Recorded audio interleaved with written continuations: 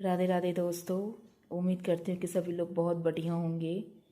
अगर आप सच में राधा रानी के भक्त हैं, माता रानी के भक्त हैं, जैसा कि आप सब जानते हैं कि अभी नवरात्रि चल रही है और नवमी आने वाली है, तो आपका क्या फ़र्ज बनता है इस नवमी पे।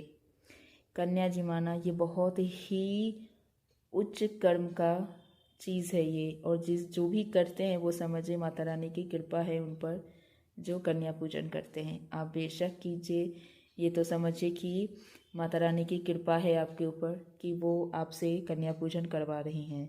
नहीं तो आप में और मेरे में कोई सामर्थ्य नहीं है कि हम सोचे और कन्या पूजन कर ले। जब तक माता रानी की मर्जी नहीं होती है तब तक हम कोई भी पूजा वाला काम नहीं कर सकते हैं। वो करवाना चाहती हैं तभी हम कर पा रहे हैं। तो इस बात को भी जितनी जल्दी अगर आप समझ लेंगे, या फिर अगर आप पहले से ही समझते हैं, तो माता रानी की कृपा है आप पर।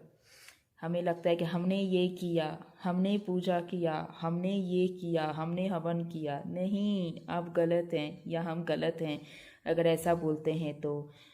माता रानी ने हमसे पूजा करवाया, उन्होंने हमें सामर्थ्य दिया, तब जाके हमने पूजा किया। तो इस चीज़ के लिए ग्रेटफुल होना चाहिए और इस चीज़ के लिए थैंकफुल होना चाहिए माता रानी से कि थैंक यू माता रानी कि आपने मुझे इस काबिल समझा कि आप मुझसे अपनी पूजा करवा रही हैं। और ये फील भी आपको होना चाहिए इस चीज़ का, और आपको थैंकफुल रहना चाहिए कि माता रानी की कितनी बड़ी असीम कृपा है मेरे ऊपर कि माता रानी मुझसे पूजा करवा रही हैं, मुझे सामर्थ्य दे रही हैं, जिस कारण से मैं उनकी पूजा कर पा रही हूँ। अब जब आप पर उनकी कृपा है तो अब आपका क्या फ़र्ज बनता है। नौमी वाले दिन मैं सीधी बात करती हूँ, नौमी वाले दिन जो बलि प्रथा का जो मतलब चलता आया है, उसे आपको नहीं लगता है कि बंद कराना चाहिए?